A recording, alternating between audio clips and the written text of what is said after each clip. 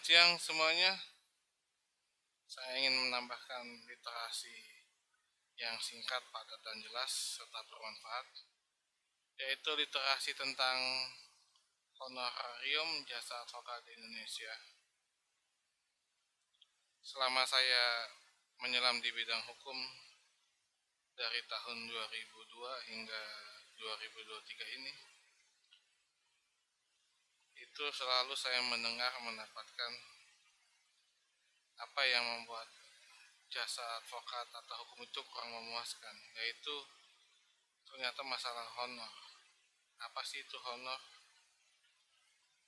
Masih banyak yang belum tahu apa itu honor, apa itu. Padahal Indonesia telah merdeka sejak tahun 45, ada Pancasila, ada Undang-Undang 45, ada peraturan perundang-undangan. Tapi ya sekali lagi kenyataan memang pahit. Masyarakat kita belum memahami atau mengerti apa itu honor jasa advokat. Nah, ini honorarium jasa advokat di Indonesia. Untuk pengertian honorarium itu ada di Undang-Undang Nomor 18 Tahun 2003 tentang advokat. Honor adalah penghargaan atas jasa atau pelayanan dalam bidang hukum. Nah, tapi di masyarakat dipahaminya itu sebagai upah, tarif, biaya, gaji, ongkos, dan sebagainya, masih banyak lagi. Kenapa advokat itu, pengacara itu perlu honorarium? Kita jujur-jujur aja deh. Memang kalau dalam pasal 5 ayat 1 Undang-Undang Advokat, advokat itu berstatusnya sebagai penegak hukum. Kedudukannya sederajat dengan penegak hukum lainnya seperti polisi, jaksa, hakim. Tetapi kalau polisi, jaksa, hakim digaji negara dan gajinya tiap tahun naik. Tetapi kalau advokat atau pengacara tidak digaji negara. Paham ya sampai sini?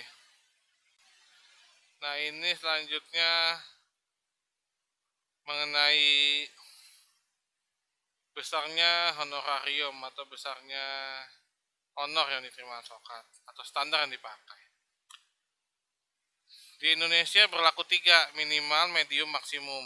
Ada 3 bagian, itu dibagiannya saja. Kalian bisa lihat kan? Bisa juga Rp0 karena bisa pro bono, biasa ada ajang latihan atau terhatinya atau kepentingan tertentu, atau memang kasusnya viral.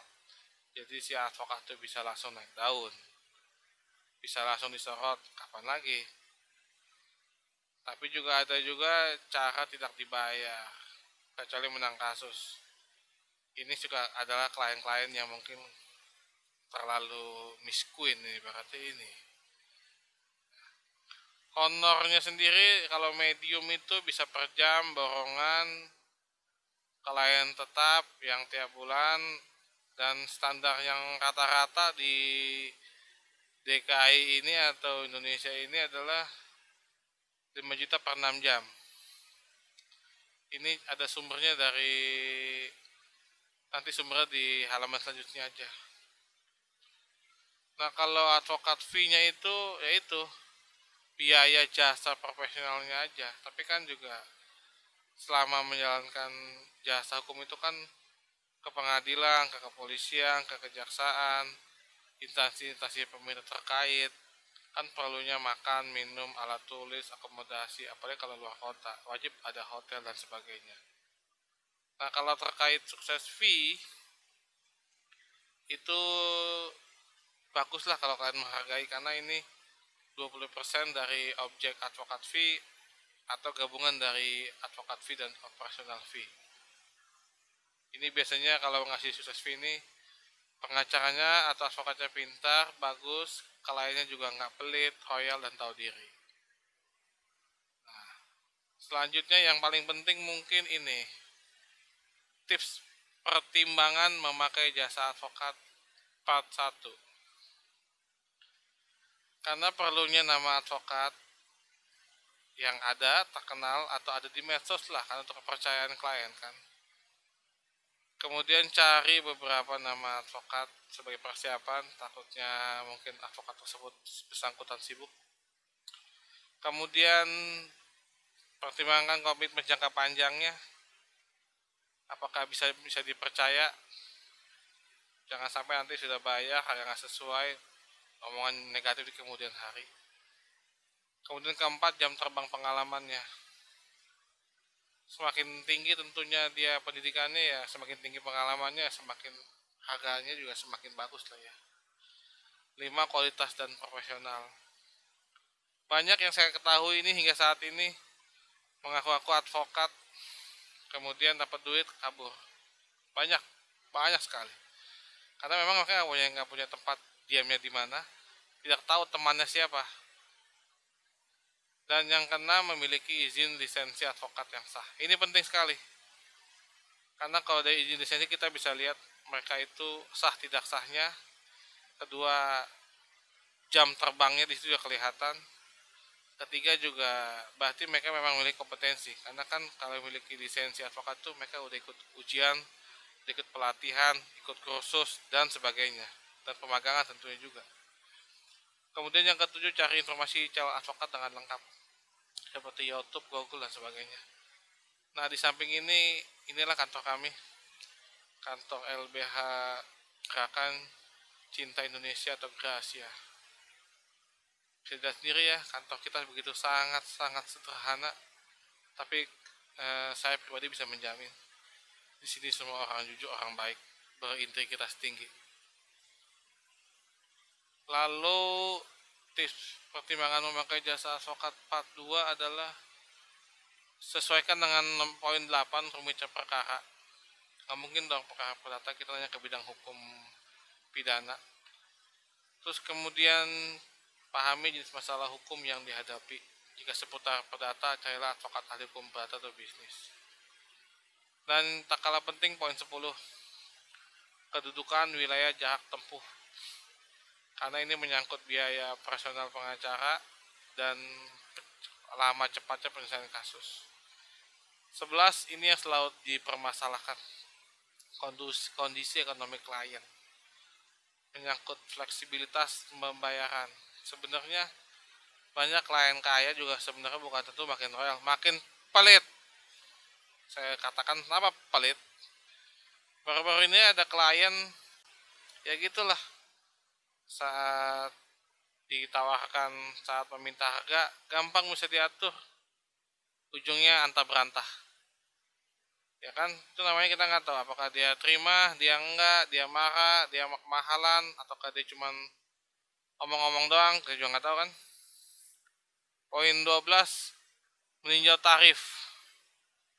Ini biasanya perlu ada perbandingan, jadi kita tahu gitu. Mungkin advokat sebelahnya untuk perceraian 25 juta, advokat sini 20 juta, ya bisa pindah. Kemudian 13, spesialisasi, negosiasi, efisiensi, representasi, sengketa tanah. Ini advokat itu bukan selalu pengadilan ya, tapi bisa juga mengurus izin angka impor, bisa mengajukan kepertanahan, atau mungkin mengajukan pekerjaan-pekerjaan HKI. Banyak lain pokoknya. Hukum itu nggak selalu pengadilan, polisi, udah begitu-begitu aja. Dan poin 14 itu, advokat berpengalaman akan memperkirakan jangka waktu yang dibutuhkan untuk menyelesaikan masalah hukum yang dihadapi. Tidak ngomong pokoknya beres, bisa diatur. Itu sih namanya dia nggak berpikir. Jadi kita tahu ya, jadi karena advokat itu adalah kepercayaan lagi. Gitu. Karena sekali ternipu orang, kedepannya pasti orang itu kapok sama kita, yakin deh. Oke, selanjutnya, nah ini resiko advokat part 1. Itu advokat adalah mengawal konstitusi dan HAM bagi kliennya yang tanpa melihat statusnya, karena harus berjalan adil dong kliennya. Kedua, klien menambah target pemenangan perkara. Tadi maunya nggak dilaporin, tapi setelah dilaporin dia mau lapor balik, tapi ternyata duitnya ndak ada, ternyata orangnya cekak. Ribet ini. Ketiga, siap bekerja kapan dan dimanapun. Ya ini bila sudah tanda surat kuasa ya berarti 24 jam siap gitu. Keempat, pengalaman tak sama. Nah ini yang banyak terjadi, gampang tapi susah. Karena ada gium di Fakultas Hukum, 3 ahli hukum berkumpul akan muncul 5 pendapat hukum, dan itu selalu terjadi. Kemudian yang kelima, advokat sebagai penasehat pendamping wajib memberikan konsultasi saran nasihat hukum yang terbaik. Terbaik loh. Yang keenam, menjalankan suatu seni diplomasi, seni drafter, negosiasi, argumentasi, dan lain-lainnya. Ini biasanya bergantung dari pengalamannya. Dan ketujuh, data atau alat bukti dari klien tidak disiapkan. Kadang tidak ada bukti sama sekali. Jadi di sini sehingga menambah personal advokat untuk menghadirkan data alat bukti dalam proses hukum. Ya kita bisa lihat di samping itu foto saya sendiri bersama bos saya. Ini pendekar hukum lama. Ini namanya Pak Edi Sadeli. Ini mantan anggota DPR RI Komisi 3 Hukum, dan saya saat itu menjadi staf ahlinya. Masih sehat orangnya, dan orangnya baik kok. Lanjut yang kelima, resiko advokat part 2. Advokat diwajibkan memiliki metode sendiri, manajemen resiko sendiri, karena taruhannya masa depan klien dan bisnisnya. Ya kalau kalah mulu juga besok gak ada yang mau pakai lagi. Kemudian yang terberat 10, klien menyembunyikan fakta. Ini sangat mempengaruhi penanganan dan langkah hukum yang disusun sebelumnya, karena harus menyesuaikan fakta baru yang terungkap. Ini yang terjadi juga di lapangan ini. Dan yang paling parah juga 11 nih, klien bersikap pokoknya menang. Pokoknya menang ini membuat advokat kadang tergoda membuat skenario biaya gaib untuk para makhluk gaib. Ya kan, tadinya dia harusnya mungkin biayanya 25 juta per perceraian, tapi karena pokoknya menang deh, ya otomatis makhluk gaib itu yang 3 orang duduk di depan ya minta 50 juta. Ya namanya kan makhluk gaib. Jadi jangan saya makhluk gaib itu seperti apa bentuknya, cara ketemunya bagaimana, ya karena sifatnya gaib. Kemudian masyarakat kurang tahu biaya dan takut tak mengerti biaya operasional. Di sini cenderung masyarakat takutnya digigit, diperas, ditelan sama pengacara atau advokat. Karena kita tahu ya, ada giumnya di hukum ini, lapor kehilangan kambing jadi kehilangan sapi. Mending kehilangan sapi, istrinya hilang, rumahnya hilang. Itu yang terjadi juga di lapangan. Kemudian bagi advokat juga ada yang ke-13 nih, sulit mengajukan kartu kredit penghasilan pajak menentu. Ini biasanya advokat-advokat muda yang baru lulus magang dan selesai pelantikan sih. Tapi nggak semuanya ya, karena kadang sebagian advokat menyamar menjadi pekerja di perusahaan. Sebagian besar itu adalah bekerja di HRD, GE, atau karyawan legal atau litigasi di perusahaan-perusahaan. Jadinya yang benar-benar dari 12.000 itu berpraktek paling cuma 1.000 lebih saja. Kemudian advokat wajib menentukan gerak cepat dalam analisis langkah praktis di persidangan. Ini yang juga poin 14 ini untuk pengalaman ya. Nah, tapi kita lihat tahu gambar siapa di samping. Ini adalah pendekar hukum Indonesia yang internasional, namanya Sudargo Gautama. Ya, ini terkenal sekali ini orang dalam perkara perdata internasional. Ini jangan didokumentasikan karena ya gimana ya, hukum itu kan orang alergi kalau dibahas tentang hukum.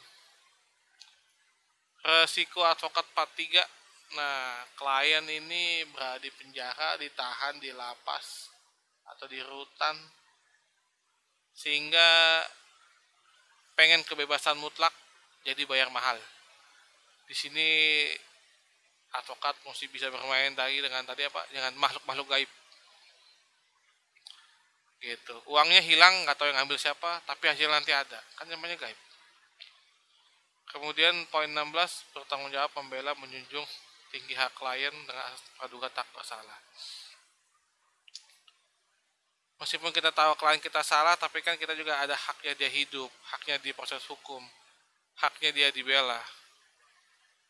Tapi kadang sih memang cenderung kalau orang kaya sih atau pengusaha atau orang pemerintahan berkuasa sih kayaknya asas praduga tak bersalahnya jadi absolut ini. Itu sih terjadi. 17, ancaman. Selalu ada ancaman bagi advokat ya terhadap keluarga dan pribadi, teror fisik dan non fisiknya. Kalau non fisik harus dibuktiin ya. Tapi kalau fisik ada, contohnya kayak kemarin kita lihat di berita pengacara kita yang terkenal sampai istri dan anaknya dibakar itu oleh lawannya. Itu suatu hal, makanya sebagai advokat itu tidak pamer, tidak banyak mejeng. Karena itu sasaran empuk kalau banyak mejeng. Terus 18, ini tekanan psikologis karena harus cermat, teliti, meski kelelahan, terutamanya mata dan otak ya, jangan sampai salah baca ibaratnya. 19, nah ini membuat profesi advokat di Indonesia jadi kurang bagus ya, karena banyaknya oknum atau adanya oknum, hingga kalau omongan bagus itu nggak didengar orang, omongan jelek digosipkan, digunjingkan, dijelek-jelekin deh. Ya ini diteliti sama Einstein ya. Einstein bikin perkalian 10 kali, 9 kali benar, ke 10 salah udah dicemooh langsung. Kalau pujian mah nggak ada yang muji kita, nggak ada. Tapi kalau celahan, cemoohan, kritik, banyak banget, jangan khawatir. Ini gara-gara waktu advokat itu mesti diberantas. Kemudian yang ke-20, memberikan informasi hukum update ke klien secara berkala. Ini advokat dituntut untuk ada berita hangat ya. Jadi jangan bilang nggak tahu itu juga susah. Namanya dia nggak serius. Karena informasi ini sangat penting dalam dunia hukum, ekonomi, dan semua bidang. Dan yang ke-21, advokat dianggap tahu segalanya tentang politik. Jadi ini kayak pemilu nih, mau 2024 ya, udah pasti tahu aja dah. Nah yang ke-22 ini resiko advokat yang paling gak enak nih. Advokat dianggap profesi kaya-kaya. Ini sih gara-gara Bang Hotman Paris ini. Terima kasih juga Bang Hotman ya udah ngetopin. Ini di samping ini ada gambar penegak hukum juga dari Indonesia, Yap Tiam Hin. Coba kalau mau lebih jelas silahkan cari di googling aja ya. Dan yang ke-7 ini adalah biaya sewa pengacara part 1. Menurut Pradi, biaya advokat itu kalau yang baru selesai hukum, izin praktek ya 7-15 juta lah ya per bulan ya, harusnya. Ini dari update kisaran biaya sewa pengacara Dian Kartika. Ini ada di googling aja, dicari. Kemudian faktor utama mengaruhi lokasi. Kalau di Kuningannya di Jawa Barat, di daerah yang murah ya. Tapi kalau biaya advokatnya di Jakarta ya harganya bisa mengikuti. Kemudian untuk pengacara perceraian di Jakarta berkisar dari 10 sampai 60 juta. Ada yang sebagian itu keseluruhan, itu tergantung kesepakatan. Nah, di sini tentunya memang adanya organisasi ya. Karena kalau polisi, jaksa hakim mereka solid ya, karena ada gaji. Tapi pengacara ini untuk solid susah ya, karena memang nggak ada gaji sih memang. Nah, ini B7 biaya sewa pengacara part 2 yang didapat dirangkum datanya di internet ya. So, kalau perceraian, pidana umum, pidana khusus, utang piutang, pertanahan, gugatan, dan banyak lagi. Ini cuma 8 saja buat acuan. Tapi kalau yang partner sih dari 10 juta bisa 0 rupiah. Tapi bila kliennya minta cantik, muda, intermezzo ya, jangan anggap serius. Nah, ini adalah kami LWR Rahasia. Alamatnya bisa dibaca sendiri ya. Nah, di situ rekan-rekan saya cantumkan secara jelas, tertulis, bisa dibaca pakai mata ya.